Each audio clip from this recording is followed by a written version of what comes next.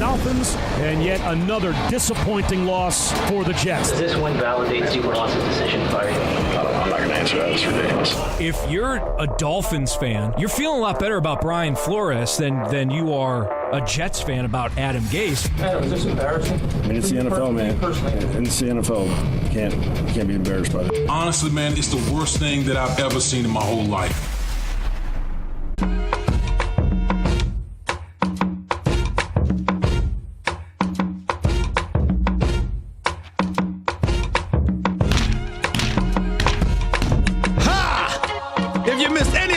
Segment, go check it out on demand in the Stephen A. Smith podcast, brought to you by Capital One.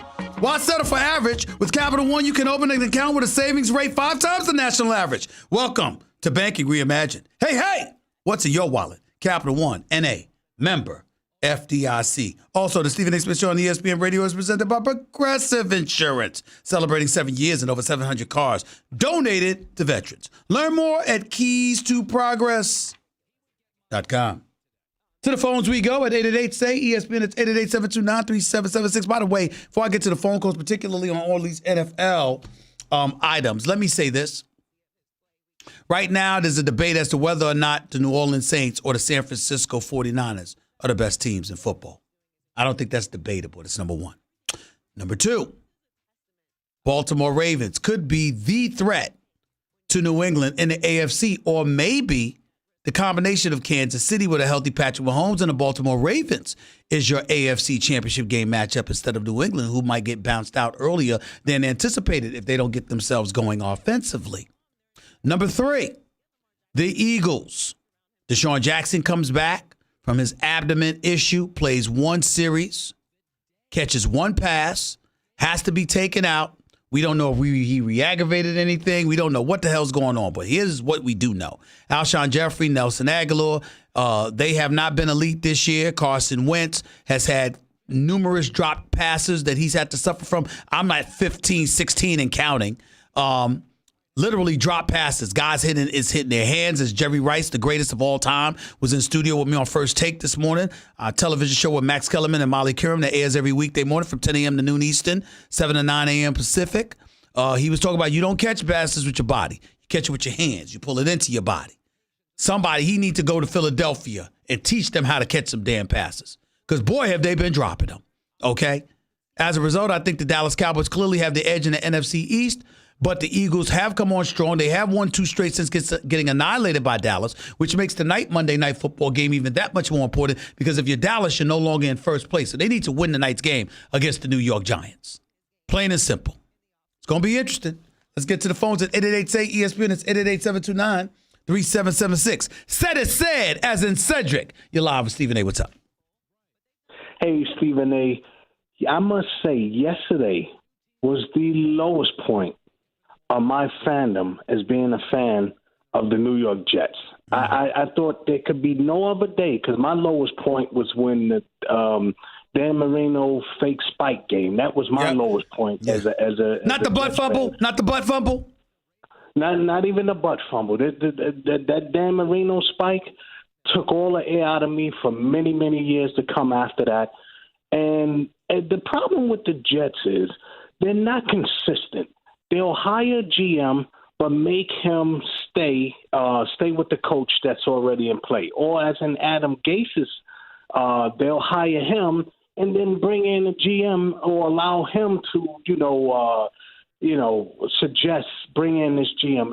That's a problem with the Jets, and they'll never win. And it's making me regret buying tickets to the December 1st road game in Cincinnati. The only reason that I'm going is that I bought the tickets as a present for my friend's birthday out there. Other than that, I don't even think I could give those tickets away. It's ridiculous. It is ridiculous, Cedric. They're an embarrassment. Adam Gase needs to go now. That's where I'm at with it. I'm sorry. Appreciate the call, my man. Thank you so much. Let's go to Sal. You're live with Stephen A. Talk to me, Sal. What's up? Hey, Stephen A., I've been a fan of yours for years, man. I never liked you in the beginning. You were brash.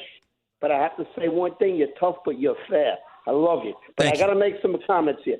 Got to give credit to the Baltimore Ravens defensive line. Unbelievable. They rushed the 3/4 of the time. They're rushing the quarterback. Brady couldn't get a pass. Hold on, Sal. I tell you this much. You know where I think you're wrong about that?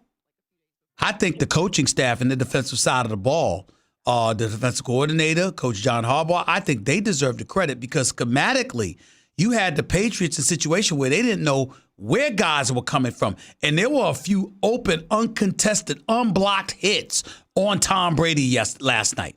That's where I think it has to come into play.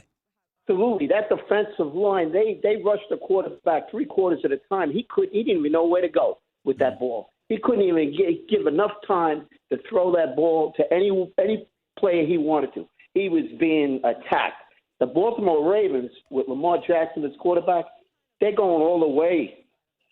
Wow, you sure about that? I mean, let me ask you a question. Are you going to be able to do, let's work with me here. Are you going to be able to do what you did against New England yesterday against the 49ers defense?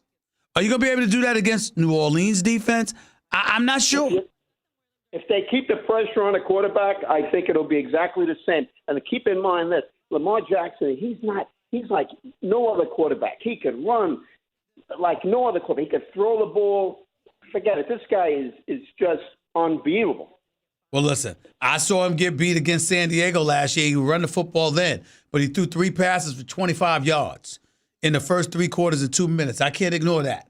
I appreciate the call, Sal. Thank you so much. Let's go to Noel. You're live with Stephen A. What's up?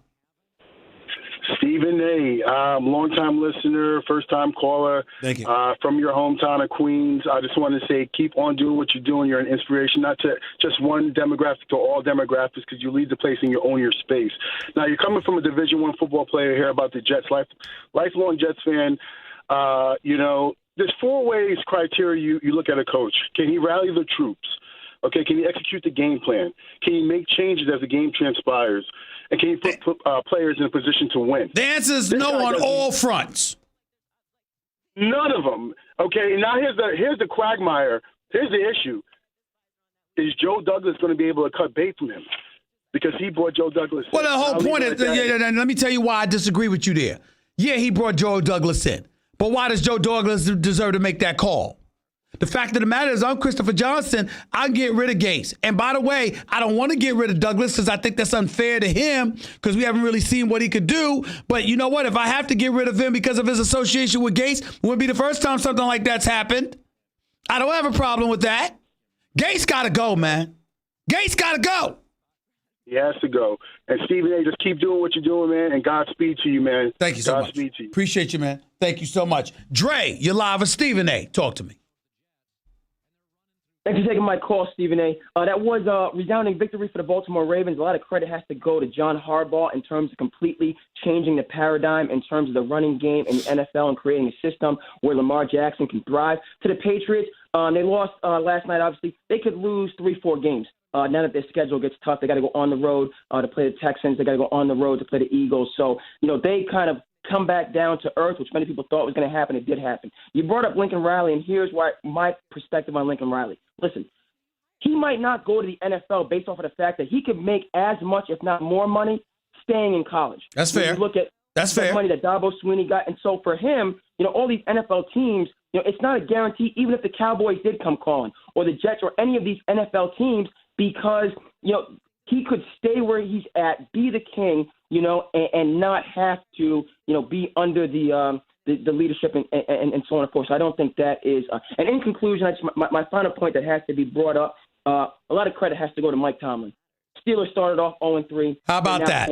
How about that? How about all of those people that were out there talking about how Mike Tomlin should be going as coach of the Pittsburgh Steelers, and with a damn near a third string quarterback. I mean, you talk about Big Ben Roethlisberger going down, and then Mason Rudolph got a concussion, and then some kid named Devlin Hodges comes in, loses that game, but then the next game they play against the Chargers, they win that game. After an 0-3 start, the Steelers have won 4 or 5 games in second place in the AFC North, a couple of games behind the Baltimore Ravens, but clearly in front of the Cleveland Browns, who are 2-6 and nosediving. How about that?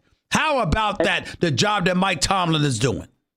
Absolutely outstanding. And then back to your point about the Jets, for me, where I think they've gone wrong beyond Adam Gase, it has to do with management and them not using the model that the Oakland Raiders have put into play in terms of what they did last year, selling off those high-value players like the Jets really should have done to get picks and assets to rebuild their team. The offensive line is absolutely atrocious.